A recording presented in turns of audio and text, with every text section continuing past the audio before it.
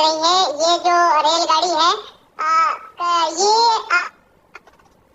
जो जगह है यहाँ पे कवरापेट्टी, ये जगह है, ये तिरुवल्लुवर में है। और यहाँ पे यह ट्रेन जो है मालगाड़ी थी उससे टकराई और एसी के 4 जो बोगियां थी वो डिरेल हो गई हैं, जिनमें से 2 में आग लगी हुई है जिसको बुझाने का काम चल रहा है।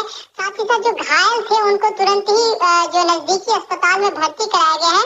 और इस बात की जो है वहाँ के जिला के कलेक्टर हैं प्रभांशु शंकर, उन्होंने इसकी पुष्टि की है। और रेलवे के द्वारा भी जब मेरी बात हुई थी सदर्न रेलवे से और मैंने कांटेक्ट किया, उनके जरिए इस बात की पुष्टि की गई है कि अभी तक तो किसी के इसमें कैजुअलिटी नहीं है, किसी के मारे जाने की खबर नहीं है।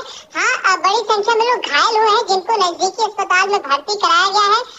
जहाँ तक बात आ रही है कि आप जो कह रहे थे कि लगातार इस तरह की ट्रेन दुर्घटनाएं क्यों हो रही हैं, दरअसल पिछले दिनों ही अश्विनी वैष्णव ने इसको लेकर के बैठक की थी और बहुत सारे डिवाइसेस लगाने की भी बात कही थी जिससे कि ट्रेन की इस दुर्घटनाओं को रोका जा सके।